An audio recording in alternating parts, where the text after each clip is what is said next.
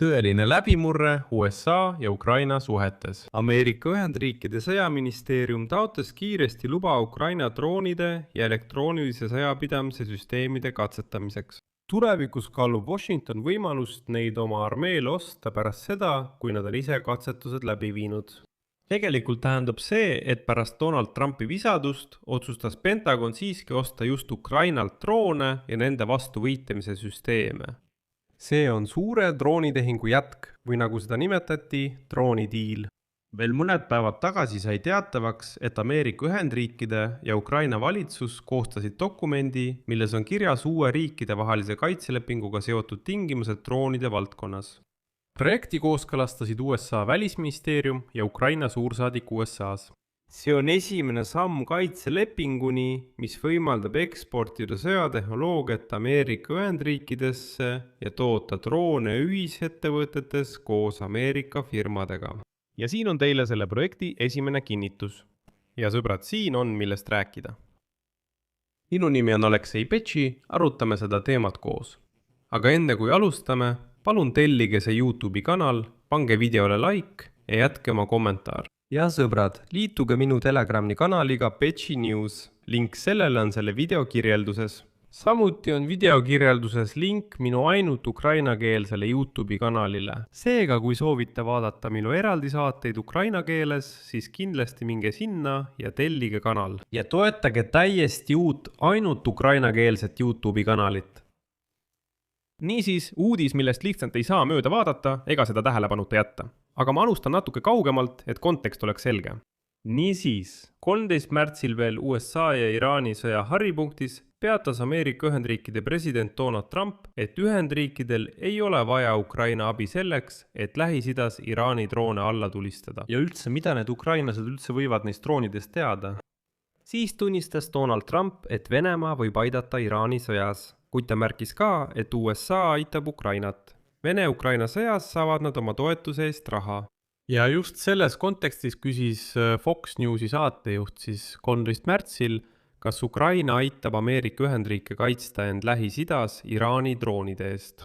Sellele vastas Trump eitavalt ja lisas edasi, tsiteerin. Meil ei ole abi vaja droonide eest kaitsmisel. Me teame droonidest rohkem kui keegi teine. Tegelikult on meil maailma parimad droonid. Nüüd 2 kuud hiljem tunnistas Pentagon täna tagasihoidlikult, et tal on siiski Ukraina droone vaja. Täna sai teatavaks, et USA sõjaministeerium taotles luba Ukraina droonide ja elektroonilise sõjapidamise süsteemide katsetamiseks. Tulevikus kaalub Washington võimalust neid oma armee jaoks soetada. Ja just praegu palub Pentagon Donald Trumpil siiski allkirjastada selle koostöödokumendi, sest USA armee on tunnistanud, et neil on vaja Ukraina abi. Asi on selles, et läbirääkimiste käigus rõhutab Ukraina, et nende relvad on juba läbinud ulatuslikud lahingukatsetused, kuid USA soovib toodangut ise hinnata, kaasates oma enda relvajõud. Seda nimetatakse usalda, aga kontrolli. Nagu ütles Bloombergi allikas Valges Majas, on Ameerika pool tõenäoliselt huvitatud juurdepääsust kriitiliselt olulistele tehnoloogiatele ja õigustest nende taasloomiseks. See tähendab, et ameeriklased sooviksid kopeerida Ukraina droone ja Ukraina elektroonilise sõjapidamise süsteeme.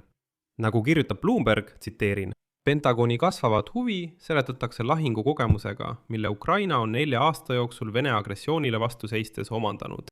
Uute tehnoloogiate ja taktika kombinatsioon on võimaldanud Ukraina vägedel anda lööke sügavale Venemaa territooriumile, pidurdada arvuliselt ülekaalukat Vene armeed ning kahjustada naftarajatisi, mis rahastavad Kreml sõjamasinat.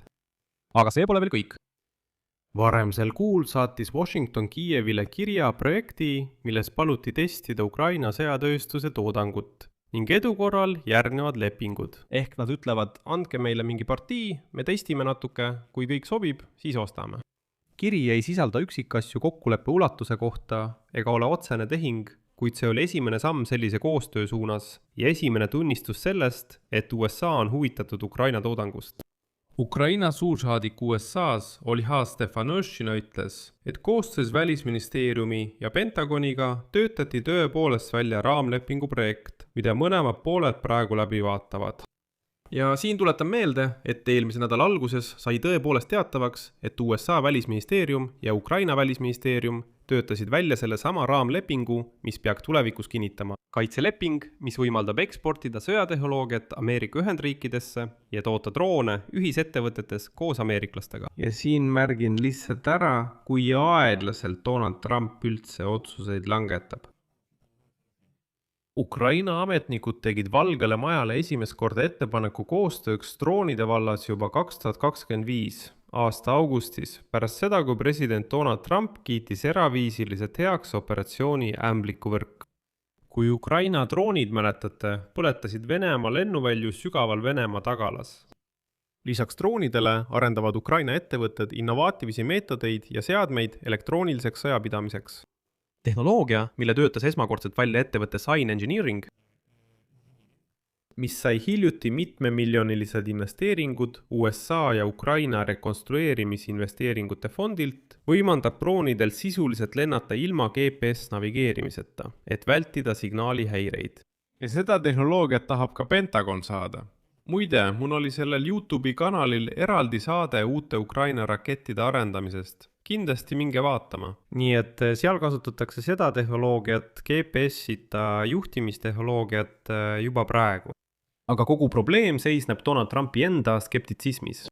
Ukraina president Volodõmõr Zelenskõi ütles, et Ukraina valitsus leevendab sõjalise toodangu ekspordipiiranguid alles siis, kui Kiiev on veendunud Ukraina intellektuaalomandi kaitses. Ja selles, et nad on endiselt võimelised tarnima piisavas koguses varustust Ukraina kaitseks Venemaa vastutegevuse tingimustes. Kuid kõrge hinnangu Ukraina tehnoloogiatele andis eelmisel päeval USA armee minister Dan Driscoll. Ja esinedes sel kuul USA Kongressi senati relvajõudude komitee ees, nimetas ta Ukraina droonivõrgu operatsioonisüsteemi täiesti uskumatuks. Tsitaat. See integreerib täielikult iga drooni, iga anduri ja iga relvaplatvormi ühtsesse võrku. Meie võrk seda lihtsalt ei tee. Selle üle imetleski see sõjaväelane tol korral, kuid siin tasub muidugi olla ettevaatlik. Kaitsetööstuse esindaja selgitas, et dokumendi projekt ei sarnane traditsioonilise tehnoloogia ülekandelepinguga. Ei. See on struktureeritud nii, et võimaldada Ameerika sõjaväelastel testida ja hinnata Ukraina süsteeme, et kujundada oma tulevasi vajadusi. Tema sõnul võivad USA püüda saada juurdepääsu unikaalsetele Ukraina tehnoloogiatele. Näiteks teisintellektil põhinev isesihtimissüsteem, navigeerimine ilma GPS-ita, häirekindlad andmesidekanalid ning lahingutest tõestatud nende kasutamise taktika.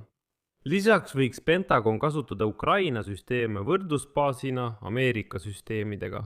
Aga praegu on peamine asi. Tehnoloogiat ei saa lihtsalt niisama üle anda, isegi liitlastele mitte. Siin panen 3 punkti. Kirjutage oma arvamusi ja järeldused selle video kommentaaridesse. Telli kanal, vajuta kellukesele ja ära unusta panna meeldimist. Kui soovite toetada selle YouTube'i kanali tööd, saate seda teha rahaliselt, tehes annetuse selle video kirjelduses olevate linkide ja rekvisiitide kaudu või teie ekraanil oleva QR-koodi abil. Tuletan ka meelde, et tellige minu ukrainakeelne YouTube'i kanal. Link sellele on samuti selle video kirjelduses. Sellega on kõik, hoolitsege enda eest, kõike head!